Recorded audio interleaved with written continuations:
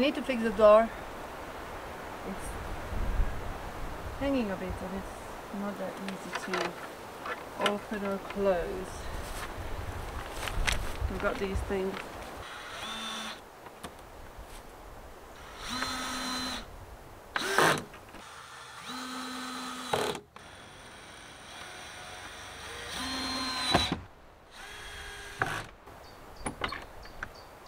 Oh no! Take it down.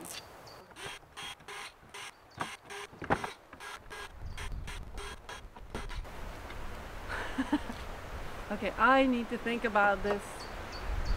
How am I gonna fix this door? So I'll do something else today. Ah. See? No project goes as planned.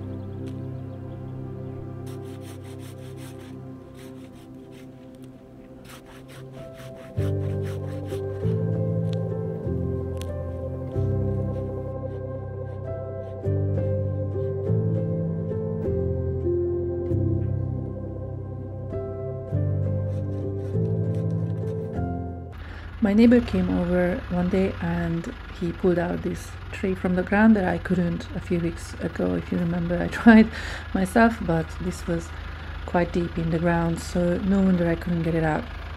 But yes, with the tractor there was absolutely no problem. So again, huge thank you for my neighbor for helping me. Hello, another day, new chores. I bought a new toilet seat, so I'm going to change the old one and have a fancy modern toilet seat, hopefully.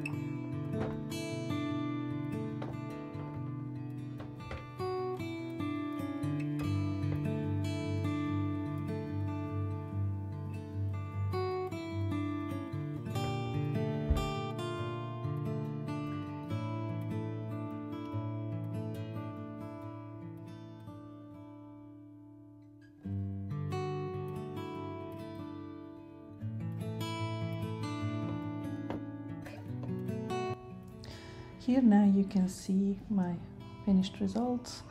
I have got that little shelf that the jar is sitting on it. I'm going to come up with a solution to secure the jar, and the floor is done, and I changed the toilet seats.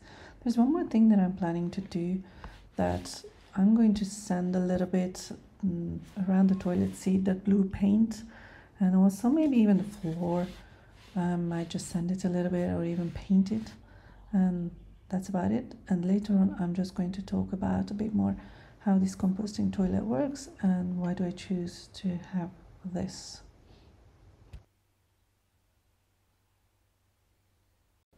The trap is working, so I am going to buy more of this thing and just carefully place them around the property.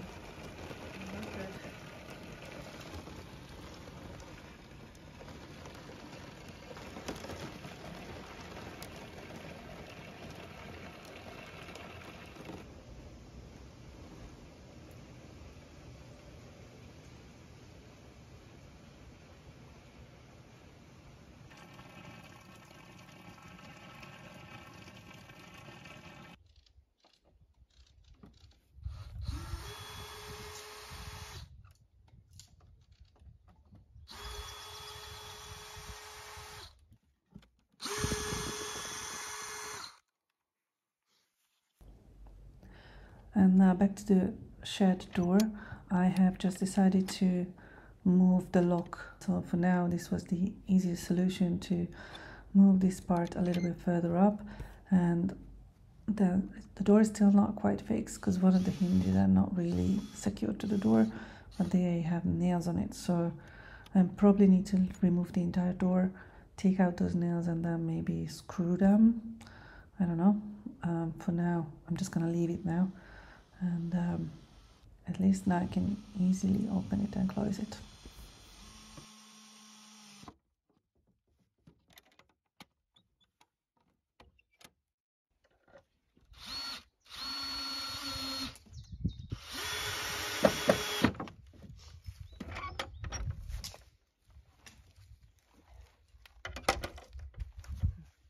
So now that I'm done with the toilet, I thought I'd explain a little bit about this outdoor toilet for you, and also why I don't want to have a flushing toilet in the house. I might have another toilet in the house, also a dry toilet. You can get those really modern ones, and they're made of ceramic, and it just looks like a normal toilet, but the only thing is that you don't flush. You just use a little bit of powder, sawdust or whatever on top. So this was an old outhouse that we had on the property, and it took me a little while to get used to it, I can give you that. So when I was just coming here every day and living in the village, I did not use this toilet. I don't know, it took me a month, a solid month, to be able to start using it. But I had a plan, and the plan was to dig a hole and take out the old you know what, and bury it so it can continue composting. And as they didn't use this house but only for the summer, there wasn't a lot in here, and it's also been a long time since it's been used, so it was fully composted, so no stinky business. And everyone in my family was telling me that, oh my god, this, you're gonna hate this, it's gonna be so disgusting and blah blah, because they used to do it. My grandmother used to do it. She used to have an outhouse, and they used to empty it manually at whatever periods. But this was not the situation, luckily. Here it was fully composted. But I found interesting things in there, like men's underwear. So I'm guessing an accident happened and then they just chucked it in there. I don't know, this is just a guess of mine. No. So I'm going to show you what's behind the toilet. But what you see here now is that I use this little platform to raise that big brown plastic bucket. That's where everything goes, and I drilled holes on that bucket so the liquid, aka pee, can come out, can just drain out. I will come up with a better solution eventually. This is just for now, but eventually I want to dig out more underneath and also fill it up with stones maybe, so it can drain better, or have a separator. I have not yet figured it out, because you can also have a separator where the liquid goes into a separate bucket and then you can just use it as a fertilizer on the land. So either way, I have not yet decided. But when this thing is full, basically I can just take out the entire bucket and leave it in the forest to finish up composting, and then I have another one that I can replace it with straight away, so I don't have to do anything. Just once in a while take it out and leave it there to compost, to do the job on its own. And inside the toilet, here we have a bucket of, that one is like wood bark, wood chip, whatever it's called, sort of like wood chip and a bit of soil. And so this is what you put on top of your business. So basically, instead of flushing with water, you layer this with the human waste. And what I'm also trying to do is to collect the paper separately. So yes, you basically layer everything, cover everything up and just let it dry. And the fact that it is quite airy, we have a lot of wind here, I'm sure that helps the process, and also that the liquid drains out. That's really important, so it dries out quicker and then it just begins the process. So the reason that I have decided to collect the toilet paper separately is because I read it somewhere that it composts faster. So toilet paper takes longer time for it to decompose, and I can just take out that bag and burn it, and that's it. It's all burnt, and no problem, no issues with that. So I think this will be a very easy solution, and now that it's a little bit updated, as you could see in the previous videos that I have done some work here, this can be cleaned easier inside and out, and you can wash your hands just as you would wash your hands in a modern toilet. So I'm not totally happy with this. So like I said, it took me a while to get used to it, but now I'm happy with the results, and I know I can keep it clean, and this is environmentally friendly. I can use that compost. I'm not planning to use it in a vegetable garden or anything like that, but I can use it under the trees. So for sure I can fertilize the land, I can create better soil, and that's my ultimate goal here, to create better soil and have as little waste as possible. So I think I've explained pretty much everything.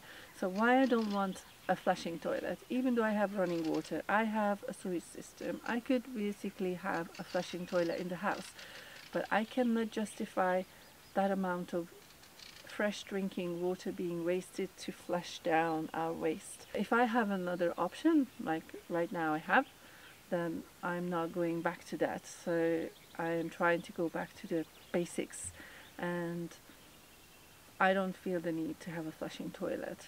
And this doesn't stink, by the way, so you cover up everything and it's fine, it doesn't smell, so I'm happy with it.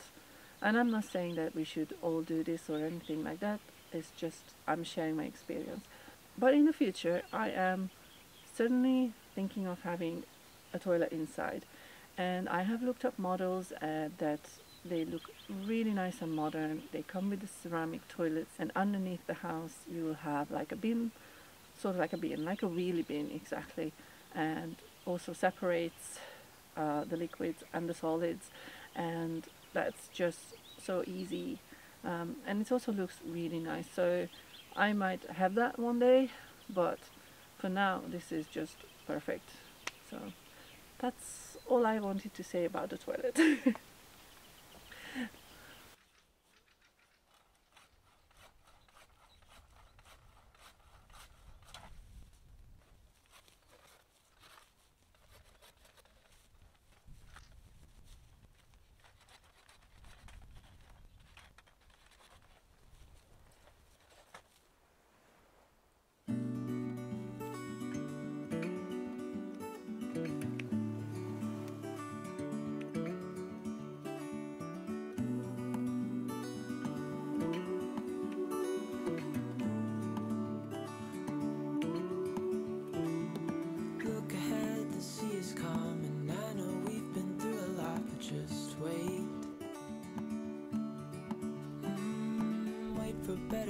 days to come and carry us like wind in our sails. Hold on tight, I can smell the shore, it's right in front of us if we just hold on tight. This vision that I saw is getting closer every dawn. We are dreamers of the shore.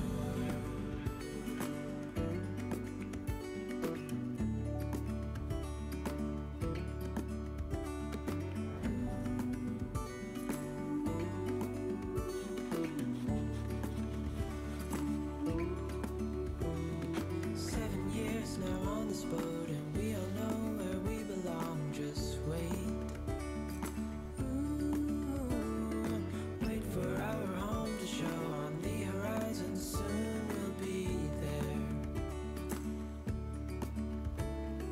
Hold on tight, I can smell the shore, it's right in front of us if we just hold on tight. This vision that I saw is getting closer every dawn. That's it for this week's episode. I'll see you soon. Thank you so much for being here. Bye bye. Hey do. When we can't read the sky, we just sail with the wind that we've got. And when we're drowning in doubt, just keep on believing. We are dreamers of the shore.